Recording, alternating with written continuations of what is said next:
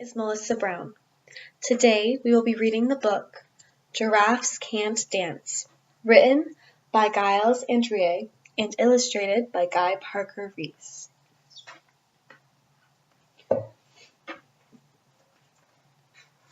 Giraffes Can't Dance.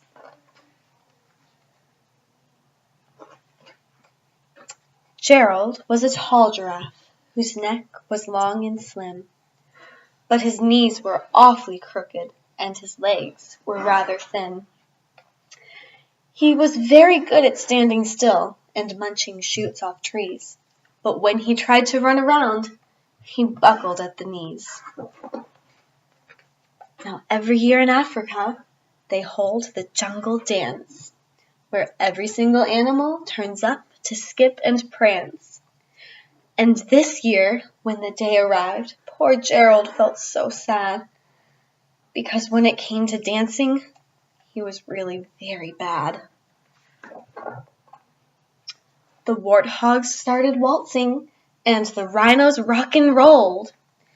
The lions danced a tango that was elegant and bold.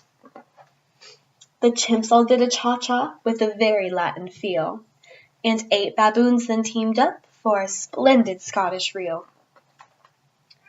Gerald swallowed bravely as he walked toward the floor, but the lions saw him coming and they soon began to roar. "Hey, look at clumsy Gerald," the animals all sneered. "Giraffes can't dance, you silly fool. Oh, Gerald, you're so weird." Gerald simply froze up. He was rooted to the spot. "They're right," he thought. "I'm useless. Oh, I feel like such a clot." So he crept off from the dance floor and he started walking home. He'd never felt so sad before, so sad and so alone. Then he found a little clearing and he looked up at the sky. "The moon can be so beautiful," he whispered with a sigh.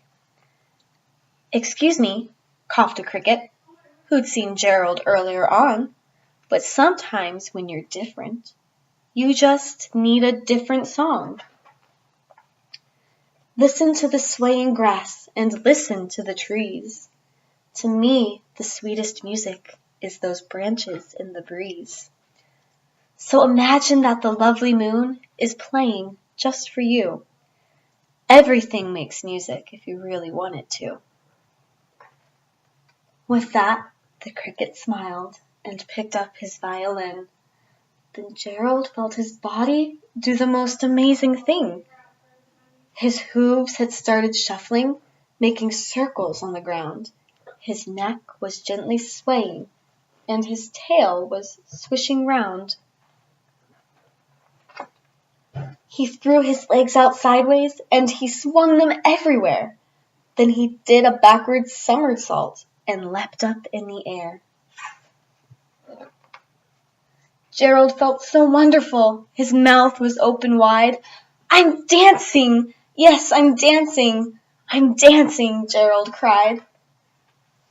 Then one by one, each animal who'd been there at the dance arrived while Gerald boogied on and watched him quite entranced. They shouted, "It's a miracle! We must be in a dream! Gerald's the best dancer that we've ever seen. How did you learn to dance like that? Please, Gerald, tell us how." But Gerald simply twirled around and finished with a bow. Then he raised his head and looked up at the moon and stars above. "We all can dance," he said, "when we find music that we love." The end.